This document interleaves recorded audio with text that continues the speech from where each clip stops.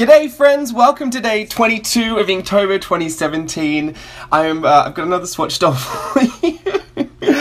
I'm a bit predictable at this point. I might try and change it up for the last week. I've just got over a week left, so I'll try and keep them to a minimum. This one's called Double Double. She's just a little witchy. If you're interested in learning how to do maybe a bit more of a, what am I trying to say? I've just uploaded a tutorial last week, or within the last week, of how to just kind of like draw a couple of Halloween things, like a few simple Halloween things, and put them all together on a Swatch doll. So there is a Swatch doll video if you want to learn how to draw those, and then there's like a Halloween add-on bonus little doodle video if you want to learn how to do that. And I'm feeling like if you take a couple of those things and do them all in ink, like I'm doing on here with like a lot of water pooling, I'm thinking you could probably get something very similar to this, and probably even better now that I put the tutorial out there. So yeah. I'm really feeling in the Halloween spirit. I'm very excited. I have been working furiously, and I'm continuing to work furiously on a few videos for leading up to Halloween, but I've kept that kind of a secret, and I'm going to keep it a bit more of a secret. I feel like if I actually say what I'm doing and then I don't end up doing it, then I'll have created a problem for myself. So, yeah, no expectations at this point. Just know there is at least one extra something coming for Halloween. So, yeah, let me just talk about a few things that are on my mind today. I've been watching Kath and Kim. Kath and Kim was on Hulu here. I don't know if people know. I honestly don't really know how Apple TV works. Apparently it's just apps or something, but I also don't really know how apps work. So basically our TV is like, you have to choose what you want to watch. There's no like regular programs. And there's this app called Hulu, and I watch it because all of my trash TV's on there. Lifetime, I've got Lifetime as well. I watch all of my reality crap on there. I'm just obsessed. I'm awful. I'm an awful human being. I don't really need anyone to see the type of shows that I watch. I just feel like it reveals way too much about my character. But yeah, no, I've been watching Kath and Kim on a loop, and I'm going to say this for months. And recently, I took a bit of a stop because I was getting a little carried away and not working when I should have been. But I would have it playing in the background. Anyway, it's been gone. The whole Kath and Kim is gone. They had everything. They had seasons 1 through 4, and I was so into it. And I watched Kath and Kim since I think it came out in 2011, 2010, 2011 maybe. I don't know. I was a little boy. No, 2001. That's when I was a little boy. Oh my goodness. 2011, I was not a little boy. I went to dance class, and I came home, and my mum was like, oh, I've taped something for you. This is when you had to actually tape it on a VHS. And she was like, I taped something and I think you'll really love it. So I'm going to like just watch it. And I watched the first episode and I just died. So basically I've probably watched every season.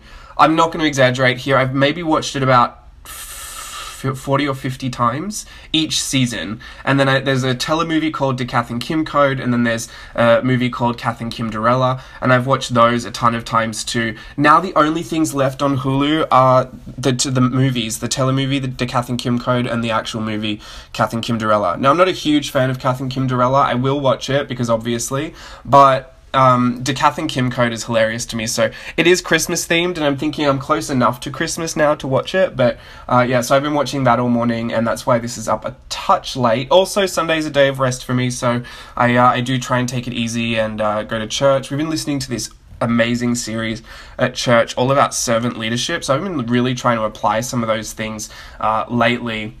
Maybe you've noticed a shift in my videos, or maybe with the content that I'm speaking about, I do tend to get like a touch more serious lately, but yeah, I'm actually just really, really loving that series at church, and I think it's like super eye-opening, and the proof's in the pudding, right? Like I put the practices into effect, and I see the response, and I'm like, okay, so it definitely works. Not that I would question it anyway, but you know what I mean? Like, it's very validating, and it makes me feel like I'm on a really good path, and I'm in a really good place right now. So that's basically what I wanted to talk about. In essence, let me just say, like, leaders should be servants first. Like, you lead from where you stand, you lead from the bottom, you don't put yourself on a pedestal on top of everyone, and you don't speak down, you don't discourage, you don't exclude, you basically put yourself in the position of a servant, and you serve the following, you serve the people that you're trying to lead.